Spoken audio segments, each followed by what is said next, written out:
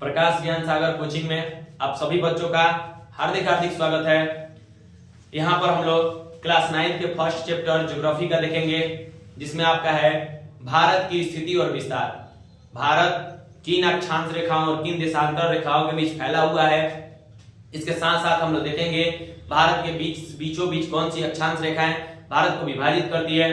देशांतर रेखाएं भारत में क्या मानी गई है, कहां से समय का हमें ज्ञात होता है, ये सभी चीजें हम लोग इस वीडियो में देखेंगे। ये पहला चैप्टर पूरा का पूरा क्लियर किया गया है 9 से 10 मिनटों में। इसमें आप लोग पढ़ेंगे भारत की स्थिति और विस्तार। सबसे पहले हम लोग समझेंगे अक्षांश रेखाएं क्या होती है और देशांतर रेखाओं में क्या होती है और इनमें क्या अंतर है और इनसे क्या किया जाता है। तो सबसे पहले हमारा जो पृथ्वी है यह गोल है। इसी पृथ्वी को जो उत्तर से दक्षिण को मिलाती है जो रेखाएं, उन्हें हम कहते हैं देशांतर रेखाएं। और जो हमारे पृथ्वी पर पश्चिम से पूरब की तरफ खींची गई रेखाएं हैं, जो मतलब पश्चिमी बिंदु को पूर्वी बिंदु से मिलाने का काम करती है, ये सभी रेखाएं कहलाती है अक्षांश रेखाएं। जैसे ये हमारा ग्लोब है और इस पर जो ऊपर में उत्तर कहते हैं मानचित्र में, तो ऊपर उत्तर से लेकर के नीचे दक्षिण में जो रेखाएं हमें ग्लोब पर एक दूसरे को बिंदु को मिलाती है, उसे हम कहते हैं देशांतर रेखाएं। और देशांतर रेखाओं से हम समय का निर्धारण करते हैं। किसका निर्धारण करते हैं? समय का निर्धारण करते हैं। वहीं पर जो पृथ्वी पर पश्चिम से पूरब की तरफ जो रेखाएं दोनों बिंदुओं को मिलाती है, उन्हें हम अक्षांश रेखाएं कहते हैं। और अक्षांश रेखाओं का काम होता है स्थान बताना। क्या बताना? स्थान बताना, मानसून बताना, जलवायु कैसी है, सब इससे ज्ञात कराना किया जाता है। आगे हम लोग चलते हैं अब भारत की स्थिति और विस्तार पर। सबसे पहले हम लोग भारत के बारे में जानेंगे। भारत जिसकी राजधानी नई दिल्ली है। भारत को पहले 5 नामों से जाना जाता था, जिसमें बहुत सारे नाम महत्वपूर्ण है। जम्बू द्वीप, भारत खंडे, आर्यावर्त, भारत और इंडिया, इस तरह से कई नामों से भारत को जाना जाता है। आज हम लोग भारत की स्थिति विस्तार के बारे में पढ़ेंगे। भारत के जो उत्तरी जो बिंदु है, जो भारत के मतलब सबसे ऊपर से जो अक्षांश रेखाएं गुजरती है, वो अक्षांश रेखाएं हैं 37 डिग्री 6 मिनट। अक्षांश रेखा अभी आपको बताए थे, जो पश्चिम से पूरब की तरफ जो रेखाएं जाती है उन्हें हम अक्षांश रेखा कहते हैं। तो कोई ऐसी रेखा तो होगी जो भारत के सबसे ऊपर से जाती होगी, तो वह रेखा है 37 डिग्री 6 मिनट और इसी का नाम है इंदिरा कॉल। यह लद्दाख में स्थित है। कहां स्थित है? लद्दाख में। तो जब आपसे पूछा जाए कि बताइए भारत का सबसे उत्तरी बिंदु कौन सा है, तो आप लोग बताएंगे इंदिरा कॉल है, जो 37 डिग्री 6 मिनट पर है और लद्दाख केंद्र शासित प्रदेश से होकर के यह गुजरता है।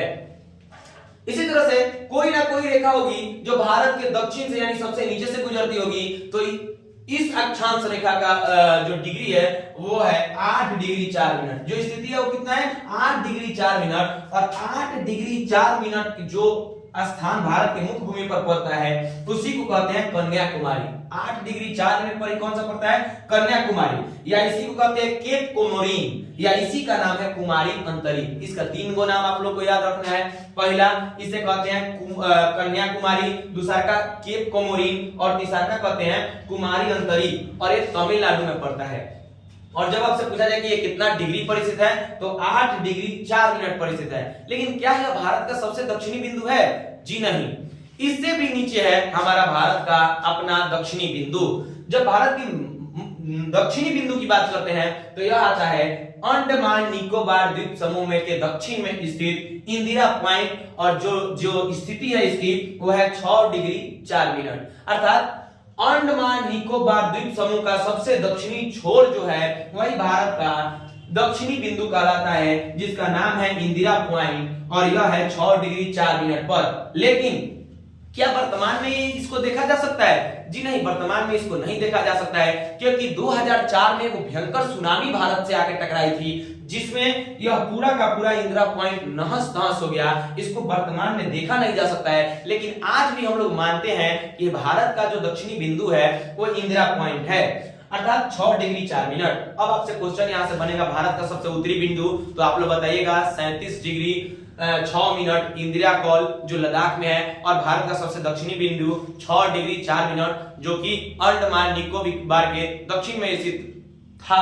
2004 में क्या हो गया? नष्ट हो गया और आज भी इसे माना जाता है। तो बताइए भारत का सबसे उत्तरी बिंदु इंदिरा कॉल। और भारत का सबसे दक्षिणी बिंदु इंदिरा पॉइंट। दोनों में इंदिरा लगा है। अगर ऐसे ही याद ना हो तो आप लोग याद रखिएगा, जब आपके मोबाइल पर कॉल आता है तो कॉल को उठा के आप ऊपर की तरफ करते हो हेलो बोलने के लिए, इसलिए ऊपर वाला जो बिंदु है वो है इंदिरा कॉल। आपका कॉल आया, आपने मोबाइल ऊपर किया, अर्थात कॉल ऊपर रहेगा और पॉइंट नीचे रहेगा। आगे इसी तरह से भारत का देशांतरीय विस्तार, जैसे हमने बताया कि जो उत्तर से दक्षिण को रेखाएं मिलाती है यहाँ पे, वे देशांतर रेखाएं कहलाती है। इसी तरह से हम लोग भारत की भी कोई ऐसी रेखा होगी जो भारत को कहीं ना कहीं इस कोने पर काटती होगी, सबसे पश्चिमी कोने पर। इस तरह काटते काटते काटते काटते यहाँ पर भी एक ऐसी रेखा होगी जो लास्ट वाले भारत को छूते हुए गुजरती होगी, और जो उत्तर से दक्षिण रेखाएं मिलाती है इसे देशांतर रेखाएं कहते हैं। अर्थात भारत का जो पश्चिमी देशांतर बिंदु है यह है 68 डिग्री 7 मिनट, और इसे कहा जाता है गुहार मोती। क्या कहते हैं? गुहार मोती। याद करना भी आसान है आप लोग के लिए, क्योंकि यहाँ पे समुद्र पाया जाता है, अरब सागर, और जब भी आपको मोती कहां मिलेगा? समुद्र में मिलेगा, शिप से मिलेगा। तो गुजरात के पास समुद्र है, मतलब समुद्र फैला हुआ है, अरब सागर जिसको कहते हैं, तो मोती चुनने आप कहां जाइएगा? समुद्र में। यानी कि गुहार मोती कहां है? गुजरात में। यही भारत का पश्चिमी बिंदु है और यह 68 डिग्री 7 मिनट पर है। इसी तरह से भारत का कोई ना कोई पूर्वी बिंदु होगा जो देशांतर रेखा सबसे पूर्व में काटती होगी, कोई ना कोई तो होगी, तो वह है 97 डिग्री 25 मिनट। और 97 डिग्री 25 मिनट ही भारत की सबसे उत्तरी पूर्वी बिंदु है। यह भारत के अरुणाचल प्रदेश के एक जगह है किबीथू। तो किबीथू इसका नाम रखा गया है। यह पूर्वी बिंदु है जो अरुणाचल प्रदेश में पड़ता है, और यह है 97 डिग्री 25 मिनट। इसी तरह से आगे हम लोग पढ़ेंगे कि भारत का लंबाई कितना है और भारत का चौड़ाई कितना है। तो भारत की जो लंबाई है, यह है 3124 किलोमीटर। 3224 किलोमीटर इसकी स्थिति है। अर्थात याद करने के लिए हम लोग कह सकते हैं कि अगर गिनती में लिखा जाए 1 2 3 और 4 ऐसे लिख सकते हैं, मतलब कि 1 2 3 सीधे लिखिए और 4 को इस साइड कर दीजिए। 3214 किलोमीटर। याद करने के लिए वो तरीका है कि आप गिनती को लिख लीजिए, 1 2 3 और 4 को इधर लिखे किलोमीटर लगा दीजिए। यानी भारत का जो लंबाई है वो 3214 किलोमीटर है। इसी तरह से भारत का चौड़ाई भी होगा। ये है हमारा लंबाई, जो मुख भूमि के उत्तरी बिंदु को दक्षिणी बिंदु से मिलाता रहा है। यही जो रेखा है इसकी लंबाई है 3214 किलोमीटर। याद करने के लिए आपको बताए हैं 1 2 3 और लास्ट में आप लोग लिख लीजिए 4 किलोमीटर लगा दीजिए। इतना हो जाएगा हमारी लंबाई भारत की। यहीं पे चौड़ाई की बात की जाए तो भारत का जो पश्चिमी बिंदु है, भारत की पूर्वी बिंदु है, इसके बीच जो दूरियां है, इसके बीच जो क्या है, इसके बीच जो दूरियां है वह दूरियां है 2000, यह दूरी है 2933 किलोमीटर। यह जो चौड़ाई है भारत की, यह कितना है? 2933 किलोमीटर। यह हमारा भारत चौड़ा है। अगर आपसे यहीं पे क्वेश्चन पूछ लिया जाए कि बताइए भारत सबसे ज्यादा चौड़ा किस डिग्री पर है, तो आप लोग देख सकते हैं भारत का एक यहां से हमने लाइन खींचा है जो बीचों बीच होते हुए यहाँ पे जाके मिल जा रहा है। तो आप लोगों से जब पूछा जाए कि बताइए भारत सबसे ज्यादा चौड़ा किस डिग्री पर है, तो आप लोग बताइएगा कि भारत सबसे ज्यादा चौड़ा 22 डिग्री पर है। किस डिग्री पर है? 22 डिग्री पर है। 22 डिग्री पर ही भारत सबसे ज्यादा चौड़ा यानी फैला हुआ है। लंबाई पूछा जाए 3214 किलोमीटर, चौड़ाई पूछा जाए 2933 किलोमीटर। यहीं पे पूछा जाए भारत सबसे ज्यादा चौड़ा कहां है, तो आप लोग बताइएगा 22 डिग्री पर भारत सबसे ज्यादा चौड़ा है। भारत में एक अक्षांश रेखा भारत को बीचों बीच काटती है, जो बहुत ही ज्यादा महत्वपूर्ण है, और 9th क्लास में इसको खूब बढ़िया से समझा करके आप लोगों को बताया गया है। भारत के बीचों बीच 23.5 डिग्री से एक रेखा गुजरती है, और इसी रेखा का नाम है कर्क रेखा। कौन सी रेखा?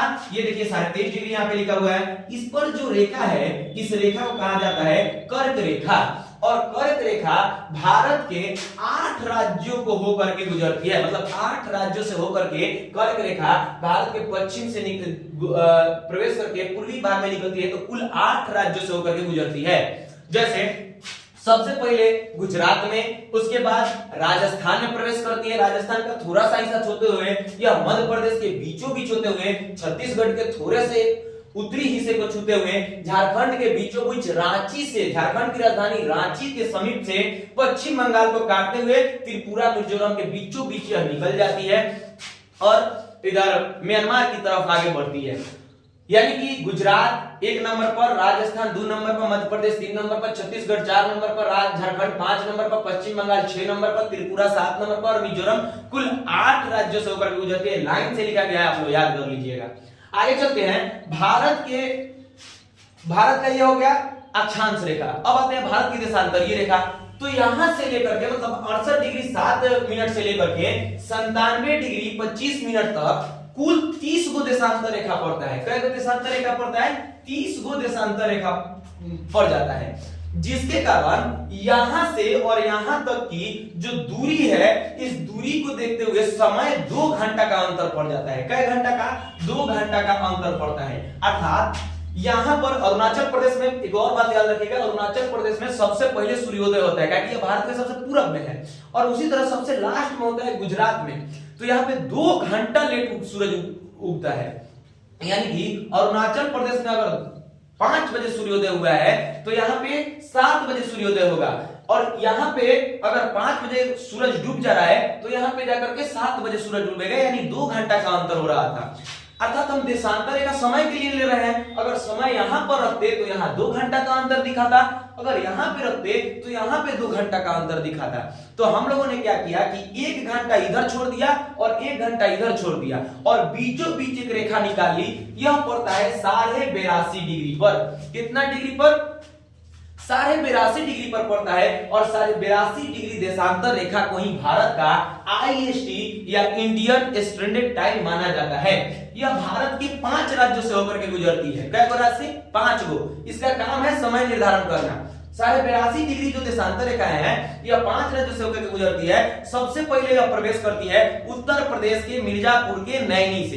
कहां से? उत्तर प्रदेश के मिर्जापुर के नैनी से। तो पूछा जाता है, बताइए 82.5 डिग्री रेखा भारत में किस राज्य में प्रवेश करती है, किस जगह पर करती है? तो आप लोग बताइएगा उत्तर प्रदेश के मिर्जापुर के नैनी से। और ये 5 राज्यों को विभाजित करती है। सबसे पहले उत्तर प्रदेश, उसके जस्ट नीचे आते हैं तो यह मध्य प्रदेश में प्रवेश करती है, उसके बाद ये छत्तीसगढ़ में प्रवेश करती है, छत्तीसगढ़ के बाद ये उड़ीसा में चली जाती है, और उड़ीसा के बाद ये आंध्र प्रदेश से होते हुए क्या कर जाती है? बे ऑफ बंगाल यानी बंगाल की खाड़ी की तरफ चली जाती है। यानी ये 5 राज्यों को क्या करती है? विभाजित करती हुई आगे बढ़ती है।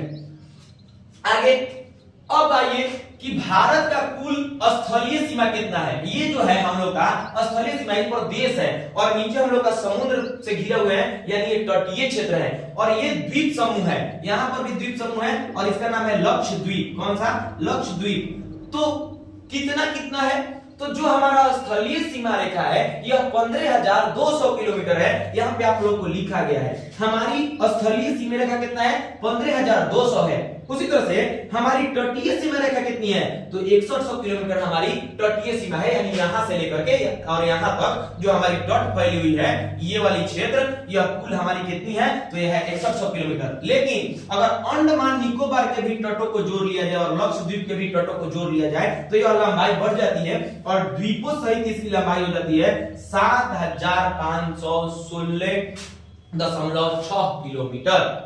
यह इसकी लंबाई हो गई, तटों की लंबाई हो गई। आप लोग इसे भी ध्यान रखिएगा।